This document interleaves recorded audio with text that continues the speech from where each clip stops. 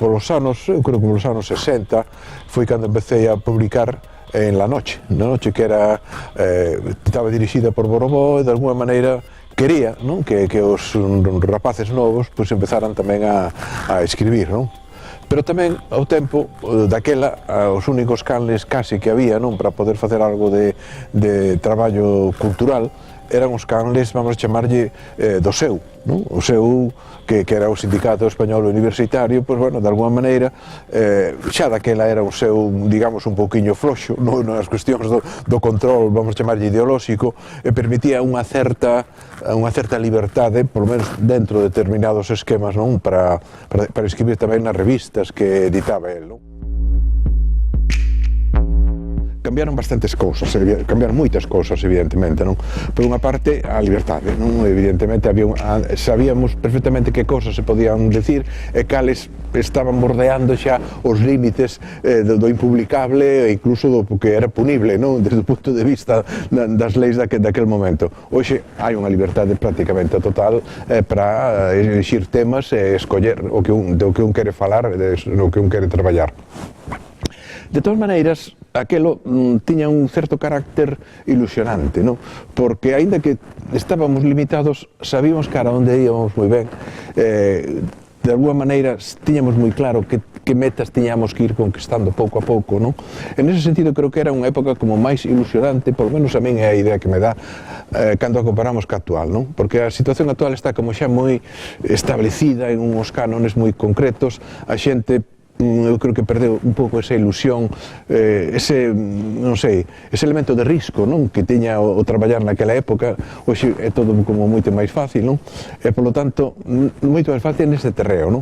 E, polo tanto, creo que ese factor de vamos chamarlle, de espontaneidade, de traballar un pouco con unhas expectativas que había que ir conquistando pouco a pouco, eso se foi perdendo. E despois tamén había unha cuestión tamén moi importante naquele momento, que os que estudábamos na universidade, e xa estou falando cando entramos na universidade, éramos poucos. Éramos 4.000 en Santiago, 3.000, 4.000 máis ou menos, é unha porcentaxe moi pequena con relación á poboación de Galicia, e ademais estábamos nun momento en que a economía de España estaba empezando a medrar, e polo tanto as expectativas de colocarse, de ter emprego, eran prácticamente do 100%. Ninguén dubidaba naquele momento que iba a topar traballo. O que había que decidir era onde quería un mellor situarse. Algo que cambiou totalmente coa actualidade, non? Hoxe a xente que está na universidade ten moitos problemas no mercado do traballo. Sabe que se vai a topar unha sociedade moi competitiva, que o propio contorno no que se vai a desenvolver vai ser un contorno tamén tremendamente competitivo, daquela non había esa. Eu creo que todos remábamos no mesmo barco, non digo todos, os que estábamos un pouco medianamente ou un pouco máis comprometidos, non? Todos íbamos máis ou menos no mesmo barco, había unha colaboración moito máis ampla, ese sentido de que o que teño ao lado me vai a quitar o posto, este que me vai a superar en determinadas cousas, eso de alguma maneira non existía. Hoxe, cando eu fui profesor da universidade, agora xa estou xubilado, non? Evidentemente, os meus alumnos, sobre todo os meus alumnos xa que remataran a carreira, que estaban preparándose xa para traballar, notaba que entre eles se establecían competencias, non? Que non era esa espontaneidade, esa libertade, ese compañerismo, que era unha palabra que daquela estaba moi de moda, non? Hoxe non se ve, ou non se miraba con tanta claridade. Realmente todos, de alguma maneira, veían que o seu compañeiro podía ser un futuro competidor frente a unha determinada plaza, etc. Naquele momento, probablemente porque as expectativas eran moito máis amplas, non existía ese sentimento, non, de competencia que hoxe se vive de unha maneira moi dura na universidade, e sobre todo, claro, a xente máis nova, non?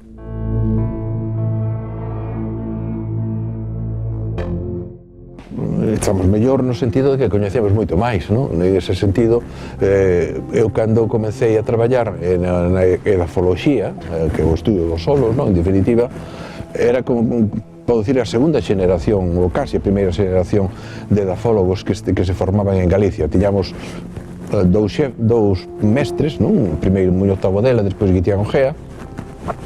Despois xa viñamos dúas xeneracións que máis ou menos traballamos ao par, non? Entón, esa xeneración fomos os que realmente fomos poñendo os alicerces, fomos facendo os equipos de traballo e fomos definindo as liñas fundamentais de coñecemento dos solos e a climatoloxía agrícola de Galicia. E, polo tanto, todo ese traballo que se fixo nestes 40 anos é un traballo creador, é un traballo de constituir unha doutrina que daquela non existía, os solos non se coñecían, non se sabía casi o que era a edafoloxía. Hoxe, realmente a xente sabe xa o que son os solos, sabe cales son as limitacións que poden ter estes solos e, polo tanto, en coñecemento avanzouse moito máis, non? Despois, se o solo está mellor ou peor hoxe que daquela, pois nun sentido sí e noutro non. Nun sentido en que está mellor porque o nivel de elementos nutritivos, o nivel de traballo, o nivel de explotación que se fai do solo é moito máis racional e, polo tanto, é moito máis axustado o que di a doutrina científica, non?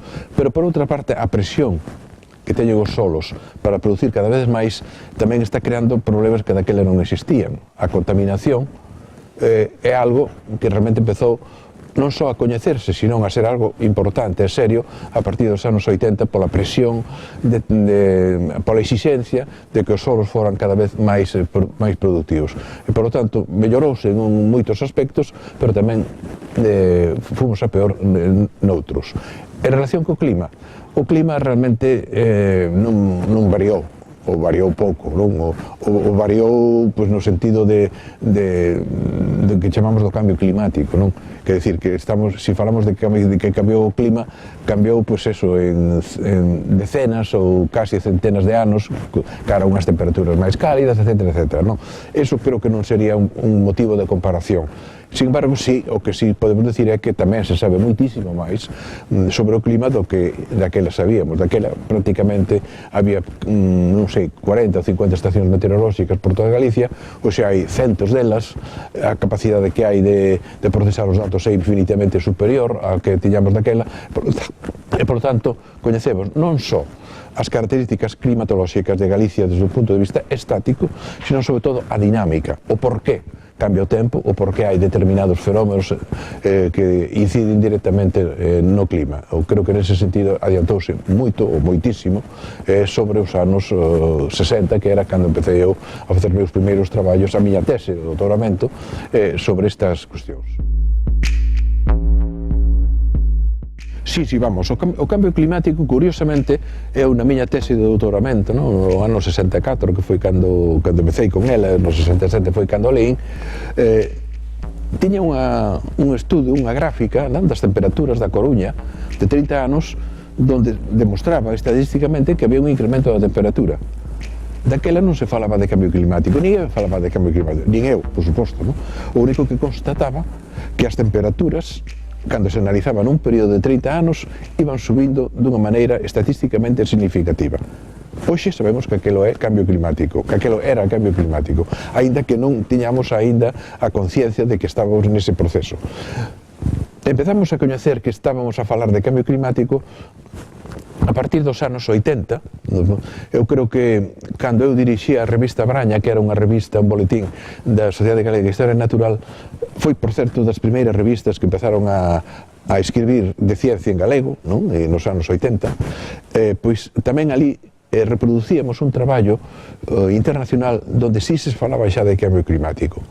Eu creo que debe ser dos primeiros traballos, quizáis o primeiro traballo, donde en Galicia, e en galego, por suposto que a revista era en galego, se falou do cambio climático. Creo que era ao redor dos anos 83 ou 84, non?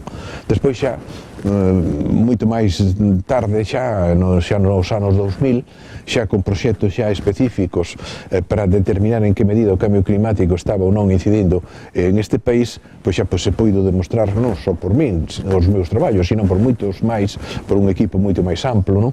De investigadores, se poido demostrar que o cambio climático é unha realidade, o sea, non se pode dubidar do cambio climático, e sobre todo é unha realidade no sentido de que o home é o que está detrás deste cambio. Cambio que é moi evidente nas temperaturas, as temperaturas van subindo, e todos os fenómenos relacionados cas temperaturas, días quentes, días fríos, etc., todos están de alguma maneira vencellados, e despois tamén climatolóxicamente a precipitación tamén ten uns valores que están cambiando, pero ainda non se sabe moi ben cal vai ser o sentido, porque Galicia está nunha encrucillada de situacións climatolóxicas que fan moi difícil definir cal vai ser o futuro das nosas precipitacións. Así como no Mediterráneo, na área mediterránea parece que isto vai a ir a máis seco, en Galicia, como estamos un pouco a cabalo dos climas mediterráneos e dos climas atlánticos, a situación non é tan clara ni tan definida, non o sabemos ainda moi ben cara onde imos. Que si que está cambiando a precipitación e os patróns de precipitación tamén é evidente, pero ainda non sabemos moi ben cal vai ser a dirección definitiva a onde van.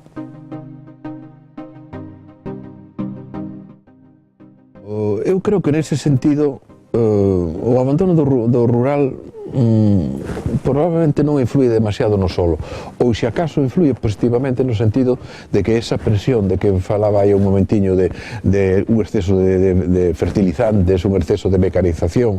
Aquí en Galicia, por exemplo, un dos problemas importantes é a mecanización, porque a mecanización faise normalmente en unhas condicións moitos anos, non en todos os anos, pero moitos anos faise en unhas condicións onde o solo ten un exceso de humidade, entonces o traballo do solo de alguma maneira vai destruindo a estrutura, vai destruindo un pouco o que é a vida do solo, non, por estas accións, e polo tanto esa mecanización ao par dos fertilizantes é un efecto negativo de cara ao que son as propiedades do solo. Cando se abandona, evidentemente, estes factores desaparecen e, polo tanto, nese sentido, o abandono do rural mellora estas calidades, naturalízase o solo, entón volve un pouco a súa situación primixenia.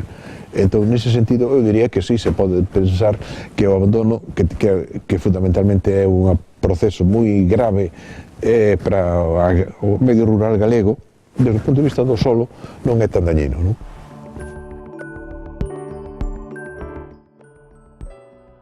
O tema dos lumes tamén é un tema importante que no noso departamento, e concretamente no meu equipo, eu creo que xa desde os anos 80 empezamos a traballar nese sentido, non? Nós fundamentalmente o que intentamos, e hoxe está perfectamente admitido por todo o mundo, daquela non era fácil demostralo, era que os solos era un factor fundamental, o lume era un factor fundamental da erosión do solo. O sea que o solo, cando quedaba sin protección vegetal por culpa dos lumes, estaba totalmente inerme, estaba totalmente espido frente á intensidade da chuvia, e entón se podía producir erosión. Os primeiros estudos de erosión do solo en Galicia fixémonos o noso equipo, e daquela pois costaba traballo que a xente entendera que en Galicia, unha zona con solos moi ben protegidos pola vegetación e todo eso, houbera erosión importante. E demostramos que sí, que a erosión era importante.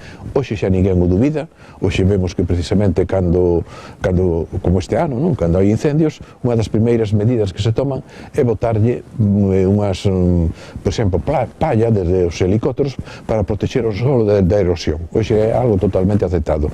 Daquela non, daquela tivemos que traballar bastante, tivemos que facer experiencias, tivemos que montar parcelas de experimentación para demostrar que realmente estábamos diante dun perigo importante dos incendios fronte ao que é a calidade do solo.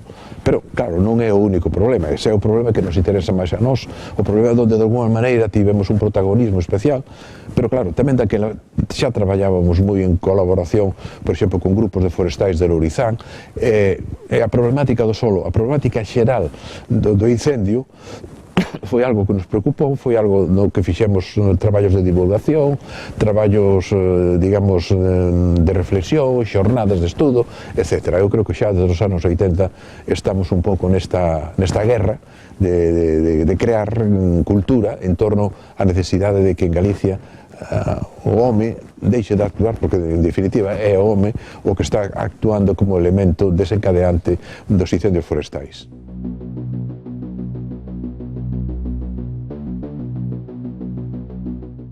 A contaminación, vamos, hai unha contaminación industrial, non? Pero non é quizás de máis graves.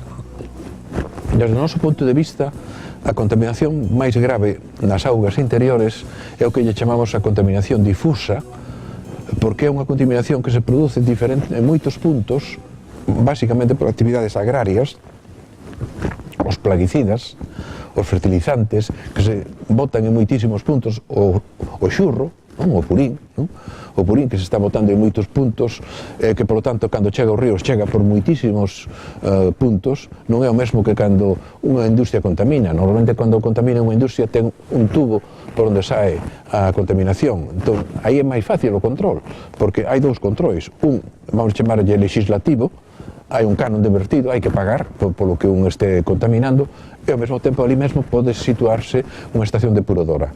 En cambio, que a contaminación difusa, a contaminación que provén das actividades agrarias, é unha contaminación que se produce en moitísimos puntos ao mesmo tempo. E non se lle pode aplicar, por suposto, o canon de vertido, e non se lle pode aplicar, polo tanto, tampouco unha estación depuradora. Hai que traballar, o que chamamos no principio, hai que traballar sobre o proceso que orixina a contaminación. Que é dicir, por exemplo, se falamos o problema do xurro, que é un problema bastante extendido en Galicia, pois hai que dicir aos labregos que o xurro non se pode botar despois dunha chuvia intensa. Cando o solo está enchoupado de auga, non se lle pode botar o xurro, porque o xurro non entra na terra, senón que esvara por riba del e vai directamente aos ríos. Por lo tanto, hai que esperar un certo tempo e ademais tamén hai que deixar alrededor dos ríos, hai que deixar unhas franxas de seguridade. Todo este tipo de cuestións son importantes e creo que é un dos problemas máis importantes de contaminación que temos en Galicia.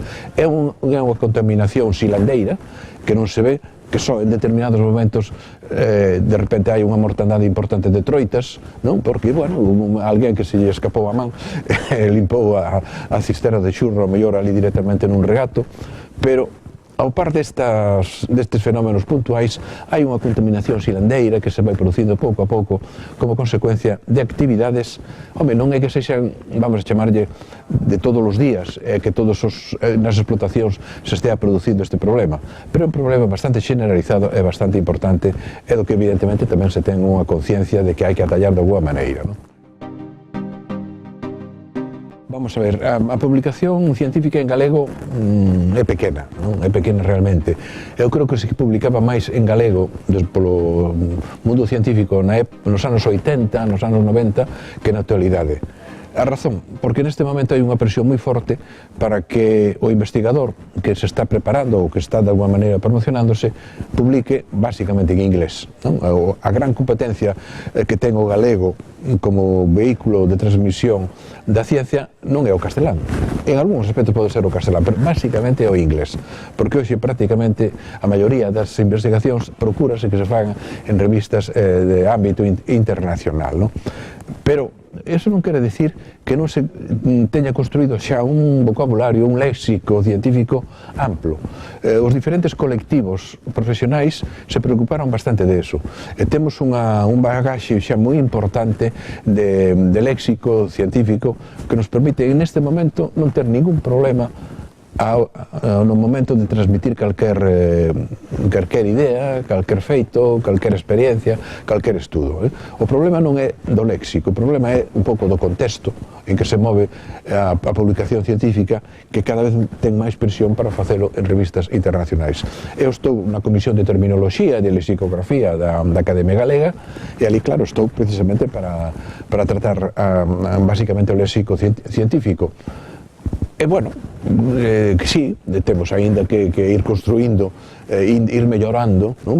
Pero vamos, pero neste momento non se pode dicir que non é un problema para quen queira comunicar algo en galego desde o punto de vista da ciencia a dispor dun bagaxe léxico suficiente. Hai que melloralo, hai que ir a precisar moito máis, porque quizás a diferencia que hai entre un termo científico e un termo, vamos a chamarlle máis normal, é que no científico hai que precisar moito máis o concepto.